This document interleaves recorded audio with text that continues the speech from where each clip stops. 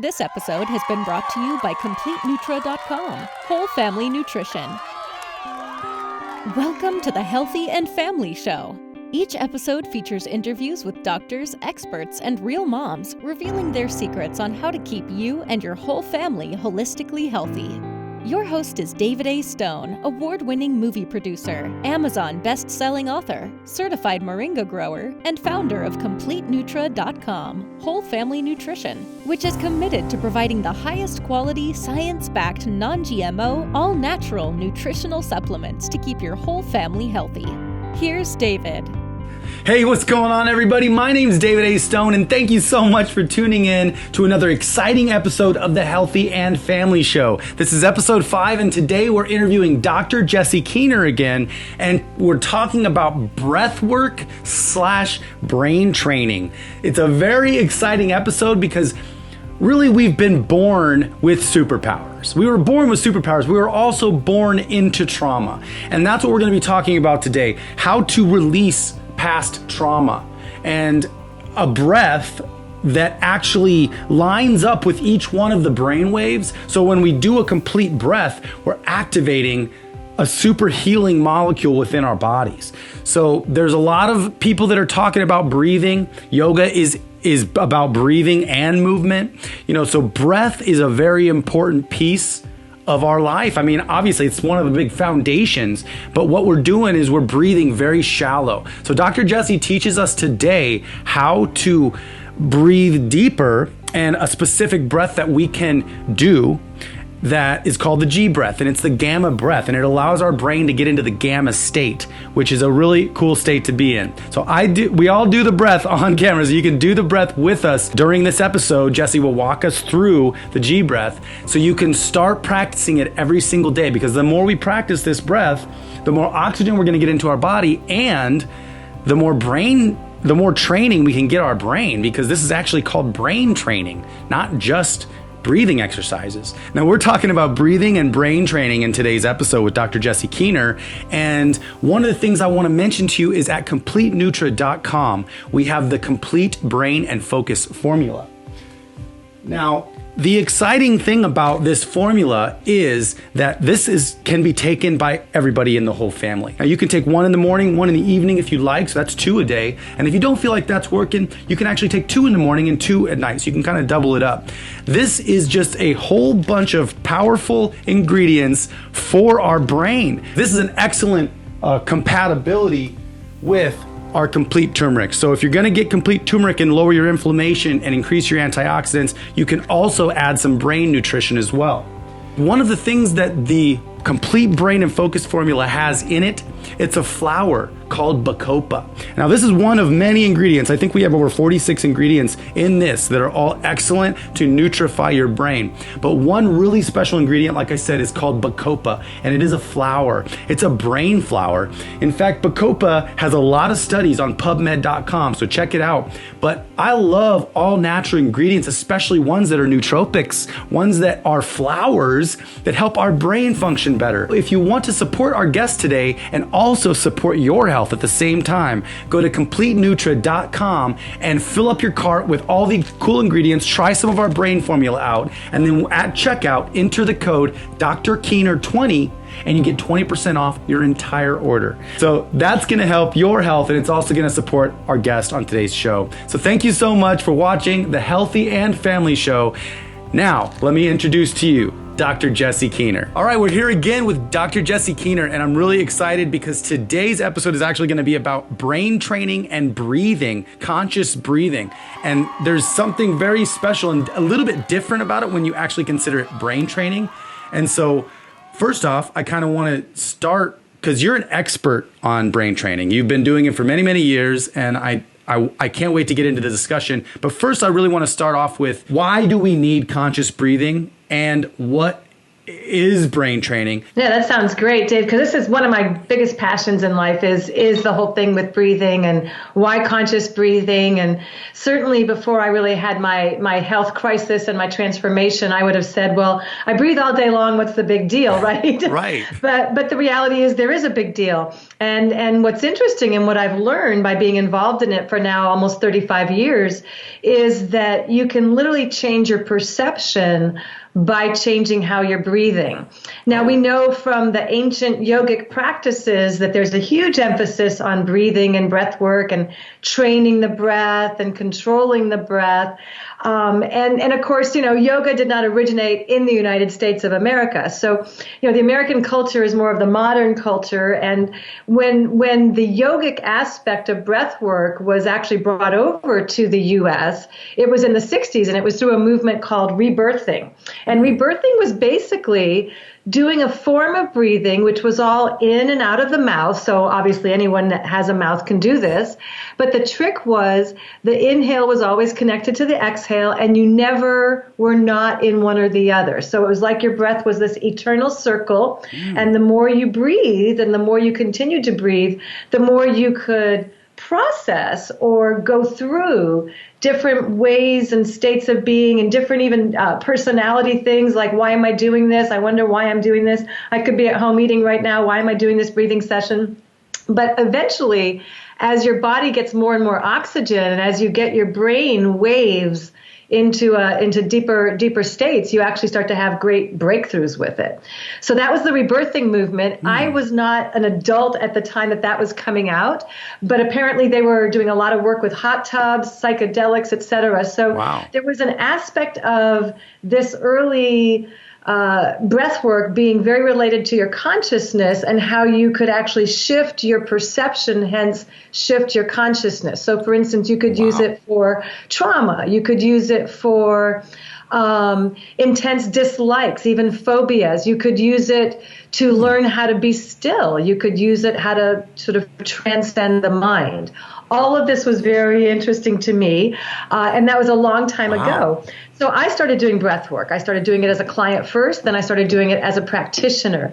The practice of coaching others in breath work is very, very fascinating because there's always going to be an element of not knowing. When the client's in the session, the practitioner doesn't know what's going to happen next, and the client doesn't know what happened next. And the only agreement is we're just going to keep breathing. So what we found was that through diligent work, and I want to stress the word diligent, and long sessions where you would do this circular mouth-mouth breathing, changes would happen, changes for the better. So people would have breakthroughs. They could come out of their shells more. They could be empowered more. They could maybe do action steps in their life that maybe before these sessions they would just be too timid or just wouldn't have the self-esteem or the self-value.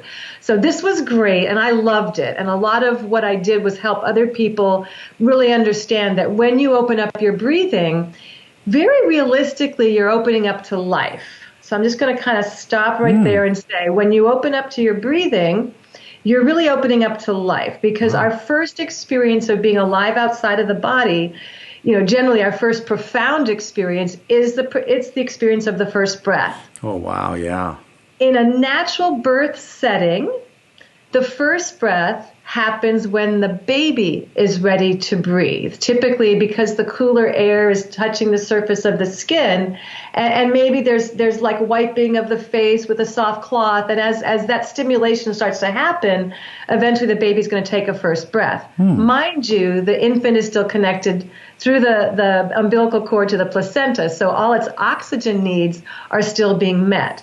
In a natural birth, we don't hurry up and cut the cord. We actually let things kind of organize a little bit, get a little cleaning up going on, let the baby go ahead and start to respond, look and see, does it respond naturally? Well, in a hospital birth, which most of us, that's how we were brought in, it's not like that. Birth is like a timed event in a hospital setting. It's actually considered a sort of a medical emergency. And so there's no time to just wait and wipe gently. And, it's very much like quick, let's clear everything out of the way and get that baby up there and whack it on the butt and let's get that breath going. Okay, well, that's great, except what is that first breath going to be like for that infant? That breath is not getting to know you life breath.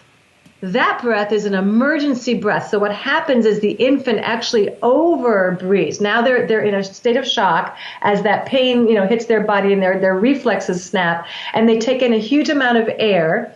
Now remember, they were sitting in a 98.6 more or less bath, came into this room temperature situation. Now they're upside down, they're getting whacked. When that air comes in, it actually burns the lining of the lungs. There's actually a painful experience. And then the mind says, because there's already a mind developing right there, says, okay, I'm never going to do that again. I am never going to take that deep of a breath again. What? Wow. Oh my gosh. Trauma from the very first instant. And in the conscious breathing movement, we actually call that birth trauma. So well said, Dave Stone. Well said. Wow. And that, of course, goes deep into the unconscious. And in our culture, I'm going to speak very clearly about the Western culture. When you see babies sleeping, you notice that their little bellies are literally moving up and down if they're on their backs, the belly, and you can see that they're diaphragmatic breathing. After about the age of 6, 7, and 8, in our culture, that's no longer happening. And if you watch kids in elementary school and they're getting up on the stage to do a little sing-song performance for, right, mom and dad and Halloween performance, whatever it is, right? And all the kids take their deep breaths to start their songs and they go, yeah. And it's all pulled up in here, and there's no belly happening whatsoever. Mm-hmm. So people have had massive transformations over and over and over for eons, apparently, using the breath. Wow. How we breathe is how we live. If we breathe fully, we get to live fully with all the benefits of what that means. If we're stingy with our breath, if we never recovered from that birth trauma, literally, we're going to be stingy with our breath for sure. And that's just the first trauma, it's basically things from that point are. So that's the interesting thing. I really didn't think about it this way because as an infant, our subconscious is not developed until we're pretty much 4 to 7 years old, depending on people. But once our subconscious is developed because of every single thing that happens in our environment, that's where we actually are programmed into bad patterns. And there's some stats that say that I think it's 75% or 80% of the adult habits we have were programmed prior to 7 years old. So, and exactly. A lot of them happened. I mean, I didn't even think about something happening the moment we're out. Our subconscious, that's the very first input that our subconscious gets.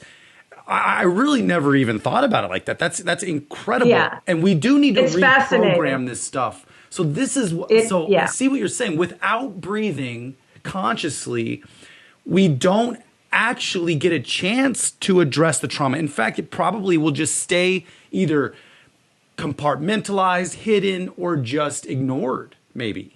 Yeah, but it will have consequence. So when ignored, that doesn't mean it's neutral in the body. All emotional traumas store as emotional charges in the body.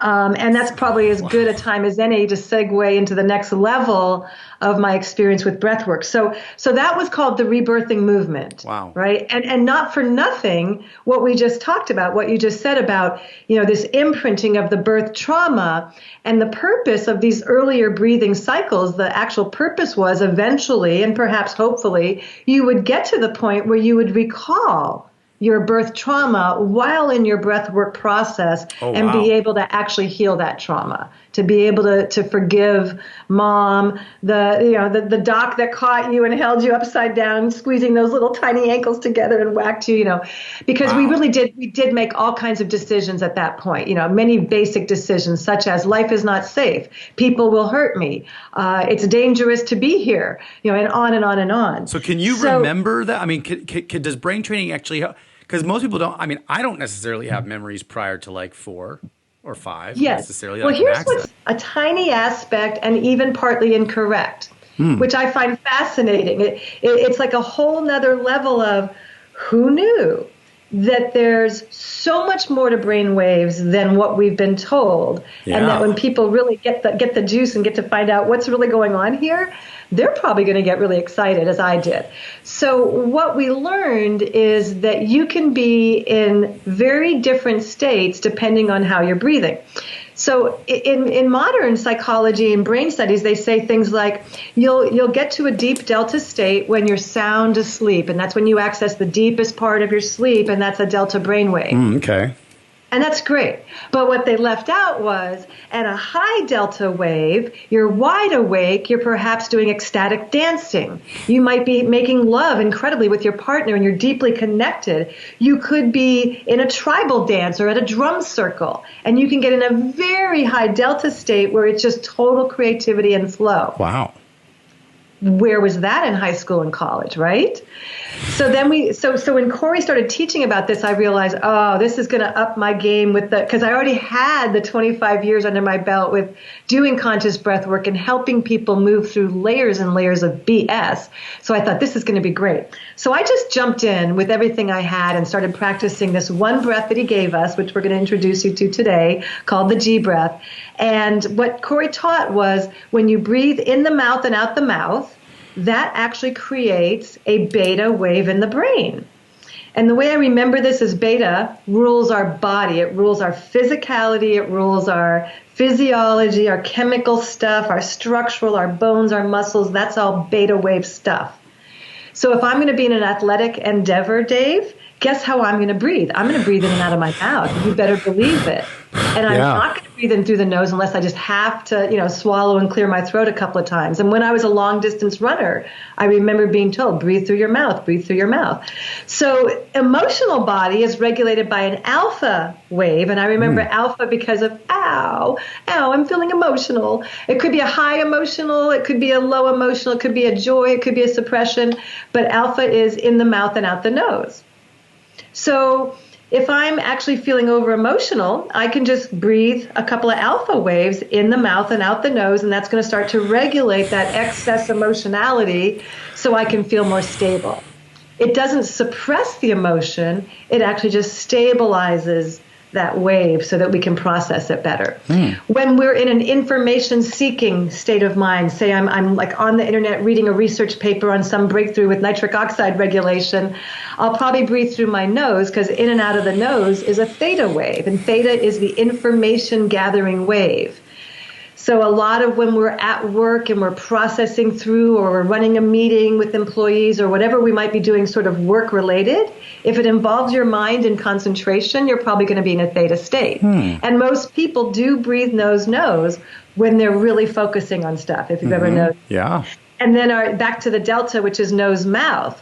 So nose-mouth is going to be like the seat of creativity. If I'm a writer and I've got a deadline and I am stuck in writer's cramp or writer's block, I'm going to do some delta waves. I'm going to breathe in my nose and out the mouth so I can start to stabilize that wave of very high-end creativity, which, of course, they forgot to put in the textbooks about delta. Yeah, right.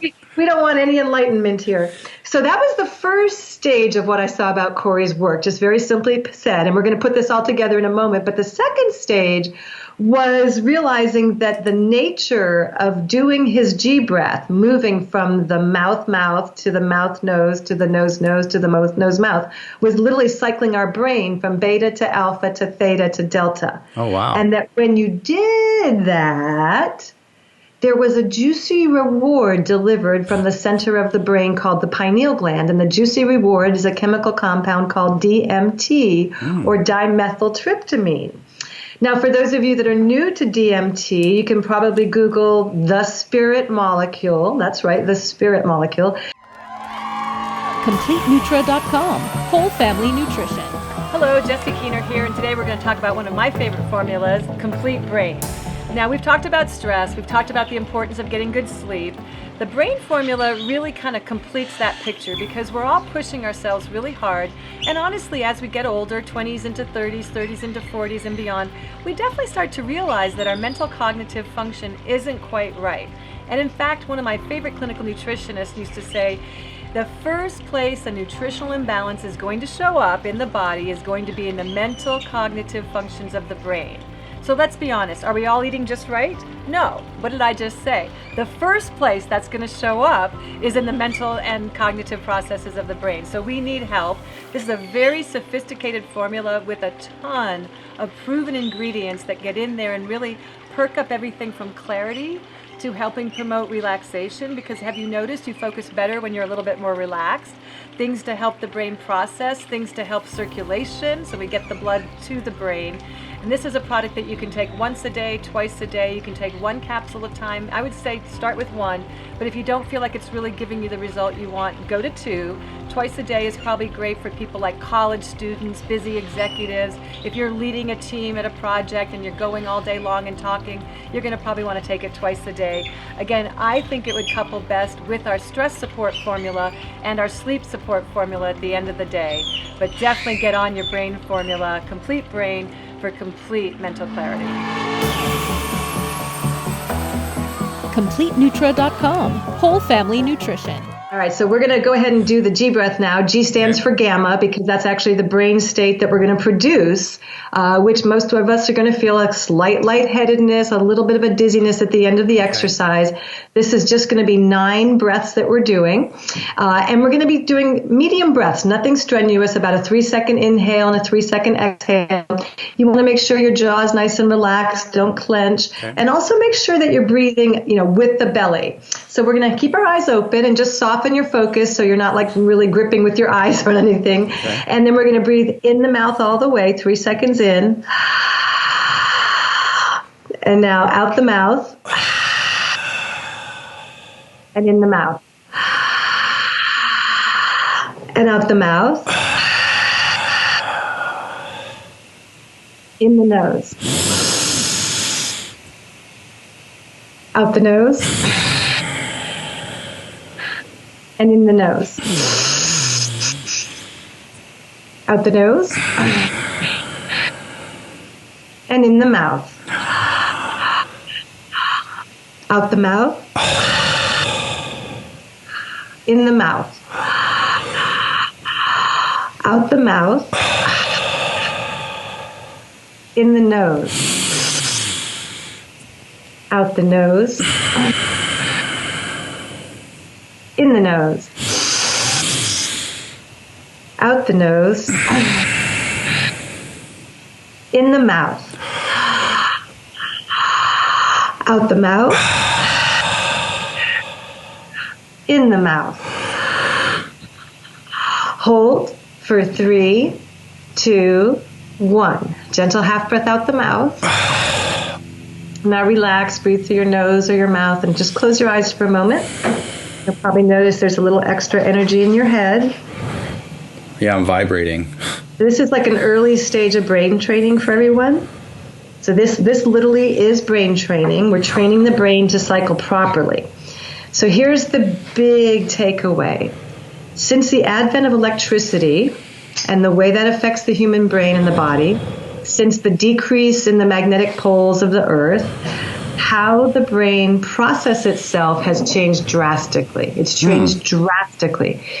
Before the advent of electricity, maybe a couple hundred years ago, when we slept at night, the brain was free to do all of its defragging processes. So during nighttime sleep, the brain would go through the day, look at all those little terrible things that happen, the highs and the lows. It would start sorting and categorizing. It was part of its, data collecting and organizing, and you would defrag. But since the advent of electricity and the way that affects the brain is not effectively defragging anymore. So modern people's brains are overloaded and not defragging properly. Wow. We're taught in med school that you only have a DMT response when you're first born, and likely when you last leave the and you're dying. Those are the only 2 times in life taught that we get a DMT response. What we learned through studying the ancient spiritual practices is that is just not true. And people who work with their pineal gland and train it through these simple breathing exercises, as an example, train it to secrete the DMT and then train it to secrete more and more. It'll start secreting more and more and more. Wow. And then you won't always need the breath to be in that super flow state, that super conscious state. I had to do it a lot in the beginning because I could see the difference of where I was after the breath and how just nice and flowy and just everything was so connected.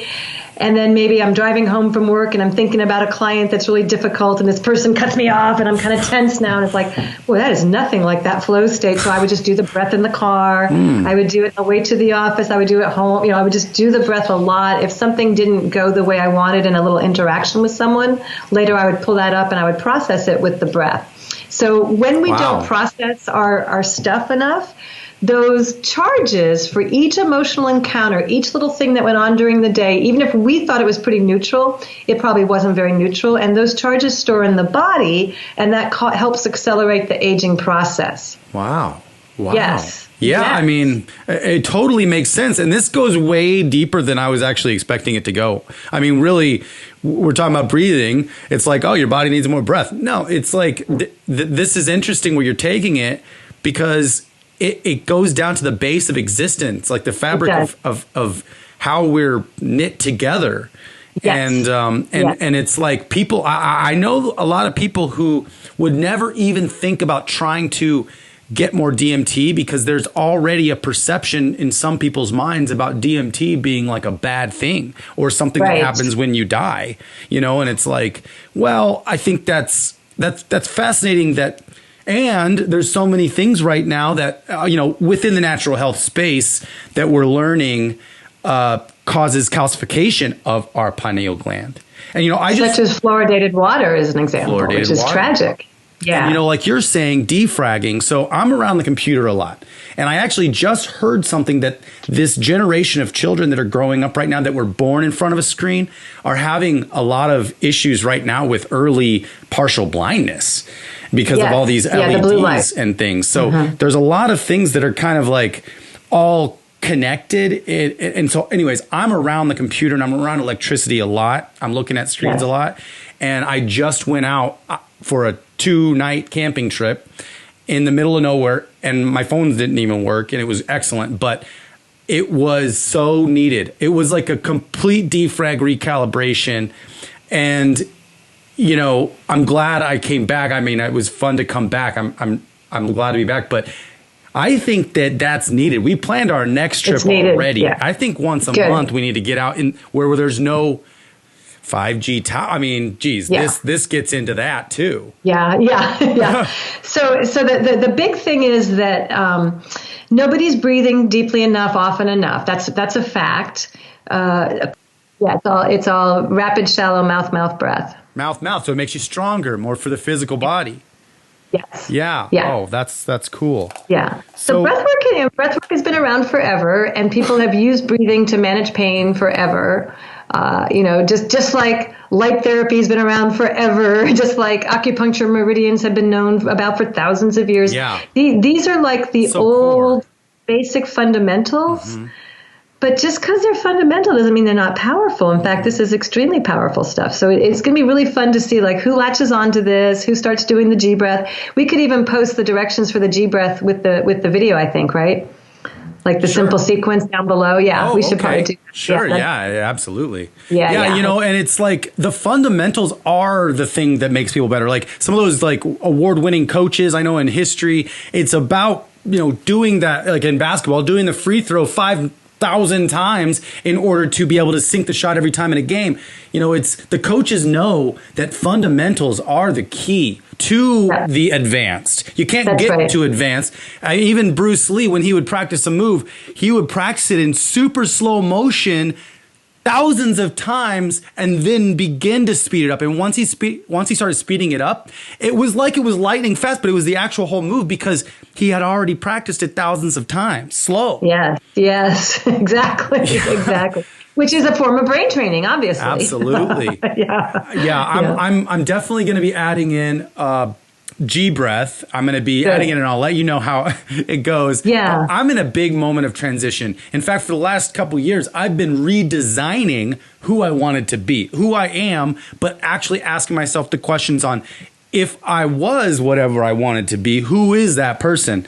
And when I went to Brendan Bouchard, he made me give 3 words, and it was my 3 words were loving, passionate leader.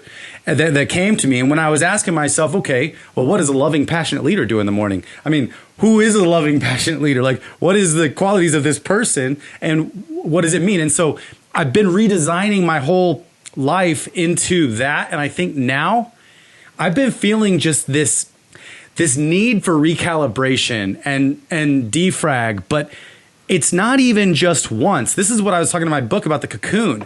I actually have a feeling that we actually probably need at least a week, a month, if we can take it, to go somewhere outside of really the radio waves. It's kind of camping, because we're getting into a place where it's going to be so necessary for us to do this as far as protection too, protecting our bodies and protecting ourselves, because we are being bombarded right now. I think it's even going into another degree. And if you want, I would love to do a whole nother episode on 5G, just because that's something that's coming in, and you actually can't get recharged if you're staying around that all the time. Right. Well, I would like to do a show on EMFs and 5G, because let's do that. 5G is the next iteration. It's the worst iteration, but it's kind of like saying we can all be freaked out about COVID-19, but how come nobody washed their hands or wore masks with all the flu that we've had for decades and decades? So, people are worried about 5G, but they still have microwaves in their kitchen and they use them. Right. I know, right? So there's a lot of thoughts about that. So we could do a great show kind of educating about EMFs in general, and then 5G. Yes, that'd be great. Okay, good. We'll do it. Let's do it. So this was an excellent episode. I really hope you guys learned a ton from our conversation today, because I'm learning a lot every time I talk to Jessie. So thank you so much for giving us your wisdom and knowledge. You're welcome, Dave. My pleasure, as always. Awesome. Well, we'll talk soon. Okay, bye-bye. All right, bye. Thank you for joining us for the Healthy and Family Show.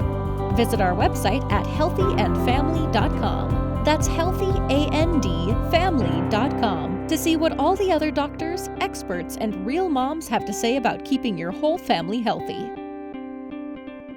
This episode has been brought to you by CompleteNutro.com, Whole Family Nutrition, and aired on the Goldstone Network. People, Planet, Future.